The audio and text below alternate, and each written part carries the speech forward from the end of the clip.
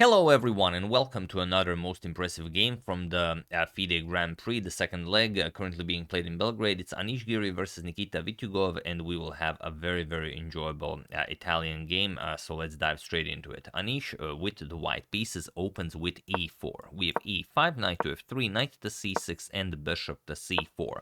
The Italian game is on the board. Bishop to c5 going for the gioco piano, and now Anish castles. That's right. Knight to f6, and now d3. So now a couple of very well-known theory moves: d3, d6, c3, h6, rook to e1. Now not worrying about knight to g4 because we've covered that many times. We have just castles by Vitiugov, and now knight b to d2.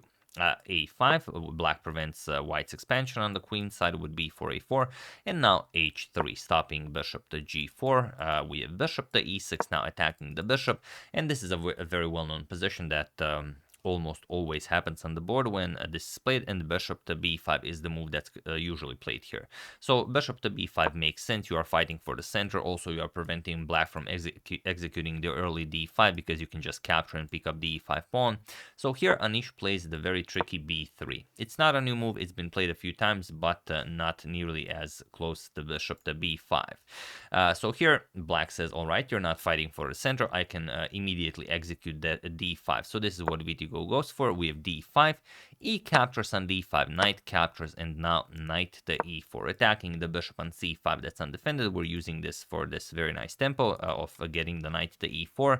And now there is a game from 2018. Jordan van Forest played bishop, had this position with white. His opponent played bishop to a7 here, but here we have bishop to b6, and it is now already, as of move 12, that we have a completely new game. So far, only Giri and Van Forest went for this line, so we could call it the Dutch line of the gioco piano. So here we have queen to d2.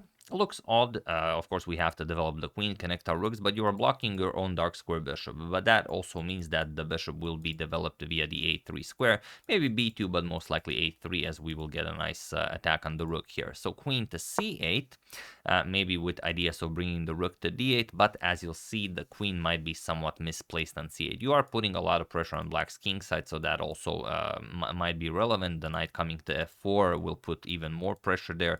So maybe there are some sacrifices ideas here, but Anish plays knight to g3, and now we have f6, defending that e5 pawn. But now comes a move that, well, is incredibly principled, and if you well, it can easily be missed, but it's definitely the right idea here. Anish plays d4. And now you are saying, okay, what do you do now? You've just defended the e5 pawn with f6, but d4 it challenges the center right away. You can't start capturing right now because after queen to d7, which was played in the game, if you try capturing right away, then we can just go into a nice capture fest. And after, of course, rook captures, your f2 pawn is hanging and black wins the game. So let's say rook captures on f2, that's game over.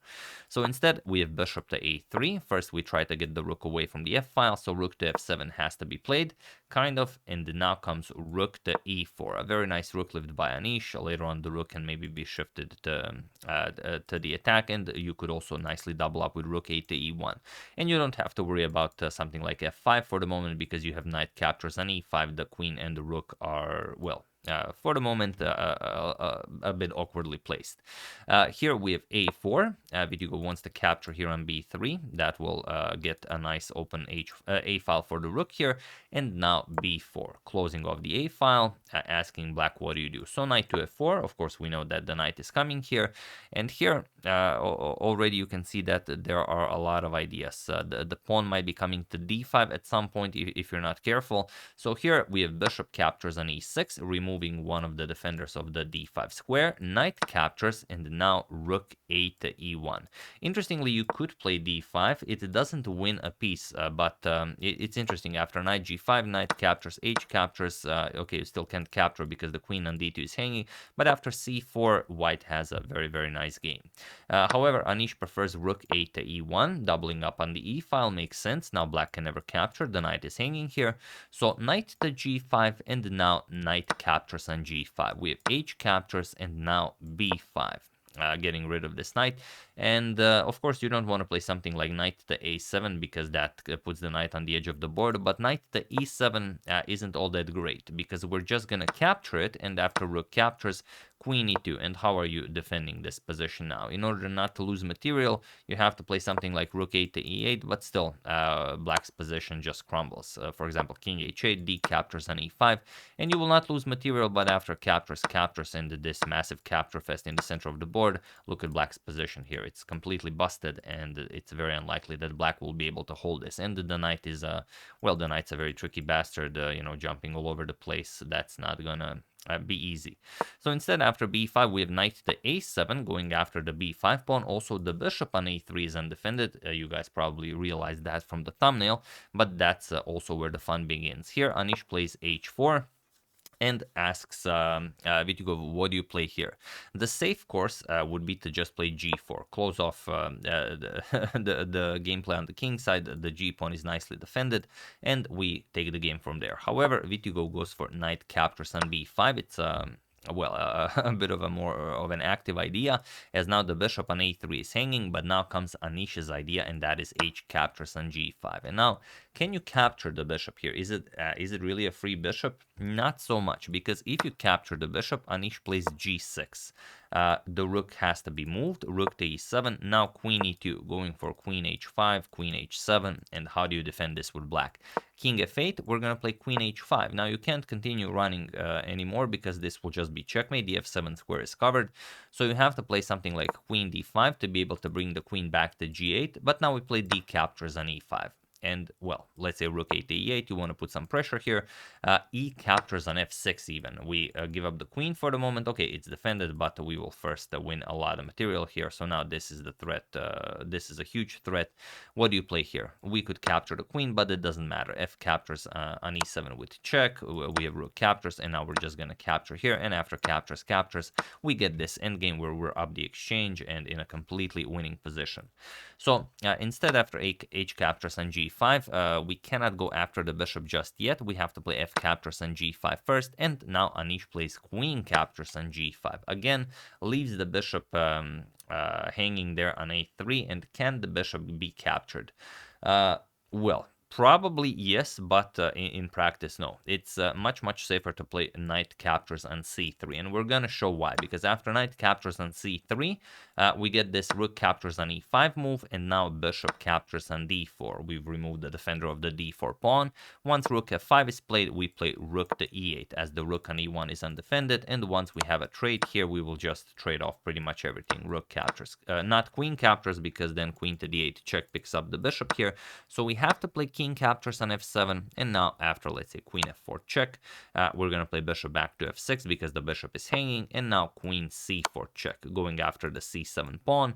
So queen e6 defending, queen captures, king g6, now let's say bishop b2, and we get this position where it's equal material. Black king is wide in the open, but it's very unlikely that white will be able to pursue for more than a draw here. So this is what happens after knight captures on c3, but Vitiugov decided that knight captures on a3 is a possibility, and it probably is, but very difficult to pull off in practice. Here Anish plays rook to h4. The idea, of course, is queen h5 or queen g6 followed by queen to, or even better, queen h5 followed by queen to h8 to checkmate. So here rook to e8. Still waiting with the defending ideas here on the king side. Queen to h5, now threatening checkmate, and of course rook f6, clearing the f7 square for the black king. Knight to e4 now, attacking the rook, bringing the knight into the game. Rook f5, attacking the queen here. We have knight to g5, and now you have to capture the knight, and this is what Nikita does, because if you try running away, then we play queen g6, and after king e7, now rook h7, and that's it. There's no defending this. It's a game over, regardless of what you do. If you go king here, we just capture and it's a game over. Both the queen and the rook are hanging, and if you try a passive idea like rook to g7, then there's the rook captures on g7 is fine, but also there's g4, very unpleasant, and now not a lot to do for this rook. If rook to f6, we just play rook captures on g7 now. Rook captures, queen captures, and after king to d8, there's queen to h8. Or we could just capture the rook with check, doesn't really matter. It's gonna collapse completely. It already collapsed, but black will not be able to hold this even for a second. So instead, after knight to g5, we have rook captures on g5. You have to play this. Queen captures on g5, and now black is almost out of the woods, but you have to play it very precisely. Here, Vitiugov plays c5, and this is where his downfall begins. Instead of c5, the correct way to play this is knight to c4, but it's such an odd move to play. The idea is that we want to defend the e5 pawn, simply not to allow this rook to enter the game. Because now, after queen h5, we're going to play rook to f8. And now we can do this because the knight is guarding this. And now after, let's say, queen h7 check, king f7, queen h5 check, we can even play g6. Queen h7 check, king to e8, queen captures on g6, and now queen to f7. Black defended well, and now no problems here. However, after c5, now the position is completely winning for Anish, and he just plays queen to g6. And now, what do you play? Now, if you play rook to f8, then queen h7 check, king f7, rook captures on e5. You can choose how to win this. It doesn't really matter. A nice rook f4, and it's game over. There's no rook here to guard, and there's no knight on c4 to guard the e5 square.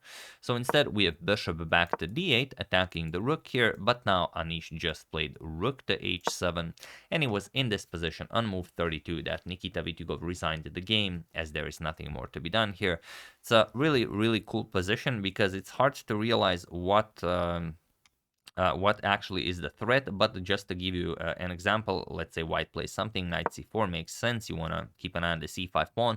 We play queen h5, guard the f7 square. We're threatening rook to h8 checkmate, and once the black king starts running away, d captures on e5. So our pawn is nicely protected now, and also we are taking away the f6 square from black's pieces. And once let's say we play queen to f7, rook h8 check, king to e7, now queen g5 check, let's say king to d7, and now e6. So this is one way to win the game, because you either give up the queen or you play rook captures, and then it's a nice king hunt. Queen captures here, the rook is no longer defending the bishop, king to c6, we're gonna play queen to c8 with check, attack the rook twice, so the king has to go back to defend, king d5, now we're gonna play rook d1 check, and after king to e4, let's say queen captures on c5, and now you have the king on e4 surrounded by white's heavy artillery.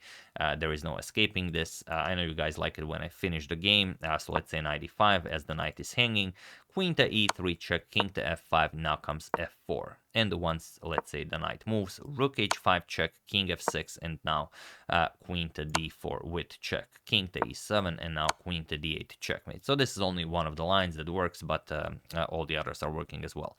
But it's interesting, of course, Vitiugov realizes that it's impossible to hold this, and of course it was here that he resigned the game on move 32. So another really impressive game. Thank you guys for suggesting this one. We'll see what happens in round 3. I would like to wish a very happy birthday to Freddy Flowers, and also a very happy birthday to Michal Schwalin. And I would like to thank Gregory Boschko, Paul, and Ronan McGovern for a contribution to my channel. Thank you a lot. I really appreciate it.